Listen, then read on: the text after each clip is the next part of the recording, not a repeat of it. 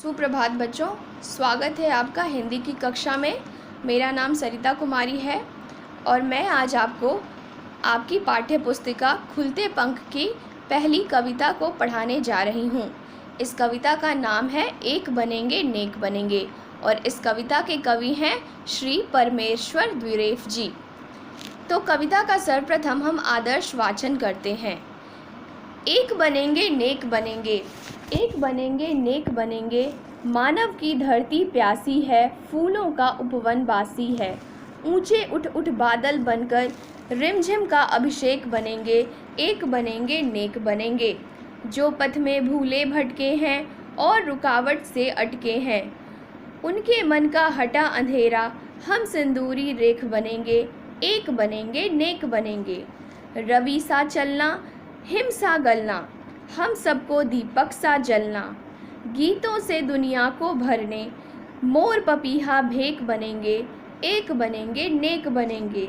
अपनी जननी विश्व भारती, लो मिलजुल कर करें आरती, एक नया संसार बसाने, भाई हम प्रत्येक बनेंगे, एक बनेंगे नेक बनेंगे। अब हम इस कविता का भाव जानेंगे कि इस कविता में कवि क्या कहना चाह रहे हैं, कवि हमें क्या संदेश देना चाह रहे हैं। तो सर्वप्रथम आपको मैं ये बता दूं कि इस कविता में कवि ने एक बच्चे के रूप में अपनी जो इच्छा है, अपनी जो अभिलाषा है, उसको व्यक्त करने की कोशिश की है। जो हमारी युवा पीढ़ी है वही हमारे आने वाले दिनों का भविष्य है, वही हमारा भविष्य है। तो बच्चों की जो अभिलाषा है, जो इच्छा है, वही यहाँ पर बताने की कोशिश की जा रही है। बच्चे एक होकर पूरे संसार में एकता और भाईचारे को फैलाना चाहते हैं। वे नेक बनकर एक दूसरे की सहायता करना चाह रहे हैं और वे एक नए संसार की कल्पना करना चाह रहे हैं, रचना करना चाह रहे हैं, जहाँ पर किसी प्रकार का भेदभाव नहीं हो और जहाँ पर सब लोग एक होकर एक दूसरे के साथ प्यार से, सौहार्दता के साथ रहें। तो चलिए इसी के साथ हम कविता के भाव को जानते हैं। तो कविता की पहली 10 पंक्तियों का भाव हम पहले जानेंगे। एक बनेंगे नेक बनेंगे, नेक का अर्थ होता है अच्छा। मानव की धरती प्यासी है, धरती अर्थात भूमि, वसुधा। फूलों का उपवन बासी है, ऊंचे उठ उठ बादल बनकर रिमझिम का अभिषेक बनेंगे। अभिषेक का अर्थ होता है मंत्र पढ़ते हुए किसी चीज़ को सिक्त करना, किसी चीज़ को सिक्त करना। एक बनेंगे नेक बनेंगे, तो बच्चे कह रहे हैं कि हम एक बनेंगे नेक बनेंगे, हम अच्छे बनेंगे और सारे संसार में एकता का प्रसार प्रचार करेंगे। हमारी जो धरती है वह धरती हमारी प्यासी है, क्योंकि मानव अपनी अज्ञानता के कारण पेड़ पौधों की कटाई करते जा रहा है और इसी कारण हमारा जो उपवन है, हमारे बाग बगीचे हैं, वो भी सूने होते जा रहे हैं। तो बच्चे बादल बनकर ऊंचे उठ उठ पूरे उपवन को जल से सिक्त करना चाहते हैं। वे बादल बनकर हर जगह बारिश की बूंदों को गिराना चाहते हैं ताकि हर जगह हर तरफ हरियाली आए। वे एक बनना चाहते हैं और नेक बनना चाहते हैं। जो पथ में भूले भटके हैं और रुकावट से अटके हैं, उनके मन का हटा अंधेरा, हम सिंदूरी रेख बनेंगे, एक बनेंगे नेक बनेंगे। पथ अर्थात रास्ता।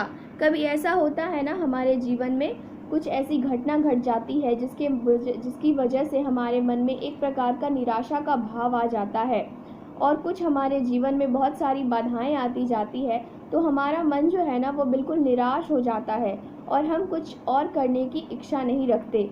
हमारे अंदर एक नकारात्मक ऊर्जा घर कर लेती है। तो बच्चे चाहते हैं कि जो भी पथ में भूले भटके हैं उन सबको बच्चे एक नया मार्ग दिखाएं। उनके मन से जो अज्ञानता रूपी अंधकार है, उस अंधकार को वे दूर करें और उनके मन में जो अंधेरा है, उस अंधेरे को वे दूर करना चाहते हैं और वे सिंदूरी रेख बनकर एक बनना चाहते हैं, नेक बनना चाहते हैं। जिस प्रकार आप देखते हैं ना, सिंदूरी रेख का मतलब होता है एक सिंदूर की भांति एक लकीर। जिस प्रकार संध्या के समय आप आकाश की ओर देखेंगे तो आपको एक सिंदूरी रंग का बिंब प्रतीत होता है, अर्थात एक सिंदूरी रेखा खिंची नजर आती है, जिसके लिए कोई न बड़ा है न छोटा, न अमीर है न गरीब। तो बच्चे भी इसी प्रकार का एक सिंदूरी रेख बनना चाहते हैं और वे हर तरफ एकता और भाईचारे का प्रसार करना चाहते हैं। रवि सा चलना हिंसा गलना, रवि सा चलना हिंसा गलना, हम सबको दीपक सा जलना, गीतों से दुनिया को भरने, मोर पपीहा भेक बनेंगे, एक बनेंगे नेक बनेंगे। रवि अर्थात सूर्य और हिम अर्थात बर्फ, दीपक दीपक दीप, मोर पपीहा भेक, भेक का अर्थ होता है यहाँ पर मेंढक, यहाँ पर मेंढक कहा गया है। और पपीहा एक पक्षी है जो बरसात के दिनों में, एक चातक पक्षी है जो बरसात के दिनों में अक्सर आप देखेंगे, जो कि बारिश का पानी पीते हैं। तो कवि कह रहे हैं कि वे रवि की भांति चलना चाहते हैं, मतलब सूर्य अपना प्रकाश हर तरफ फैलाता है और बर्फ़ भी गलकर हर नदी में अपना जल देता है, हर नदी को अपने जल से सिक्त करता है। तो इसी प्रकार कवि सूर्य और बर्फ़ की भांति हर तरफ समानता का भाव लाना चाहते हैं और दीपक सा जलना चाहते हैं। जिस प्रकार दीपक स्वयं जलता है लेकिन पूरे संसार में प्रकाश फैलाता है, पूरे लोगों को उजाला प्रदान करता है हम सबको, उसी प्रकार कवि कह रहे हैं कि बच्चे भी दीपक की भांति जलकर हर तरफ ज्ञान का प्रकाश फैलाना चाहते हैं और वे मोर पपीहा भेक बनकर गीतों से दुनिया में एक नया राग छेड़ना चाहते हैं, एक नया तान छेड़ना चाहते हैं। बच्चे एक बनना चाहते हैं, नेक बनना चाहते हैं। तो कविता की आखिरी पंक्ति है, अपनी जननी विश्व भारती, लो मिलजुल कर करें आरती, एक नया संसार बसाने, भाई हम प्रत्येक बनेंगे, एक बनेंगे नेक बनेंगे। तो यहाँ जननी का अर्थ होता है भारत माता। यहाँ जननी किसको कहा गया है? भारत माँ को कहा गया है। तो बच्चे अपनी जननी विश्व भारती अर्थात भारत माता की आरती करना चाहते हैं। वे सब मिलकर भारत माता की पूजा अर्चना करना चाहते हैं और एक नया संसार बसाने के लिए, एक नए जगत की कल्पना करने के लिए वे संलग्न है। वे हर तरफ एकता और प्रेम का संदेश फैलाना चाहते हैं। तो बच्चों, इसी के साथ हमारी ये कविता संपन्न हुई। अब आते हैं हम कविता के शब्दार्थ पर। इस कविता में जो कठिन शब्द आए हैं, हम अब उसके शब्दार्थों को जानेंगे। तो इसमें जो कठिन शब्द आए हैं वे कुछ इस प्रकार हैं।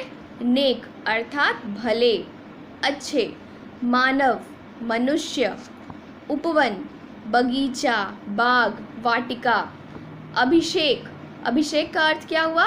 मंत्र पढ़ते हुए जल डालना, पथ अर्थात रास्ता, हिम अर्थात बर्फ, भेंक, भेंक यहाँ पर मेंढक को कहा गया है और भेंक का एक और अर्थ बादल भी होता है। जननी, जन्म देने वाली और माता। ठीक है, तो ये है इसके शब्दार्थ। तो बच्चों, इसी के साथ हमारी यह आज की कक्षा संपन्न होती है। आशा है आपको समझ में ज़रूर आया होगा। धन्यवाद।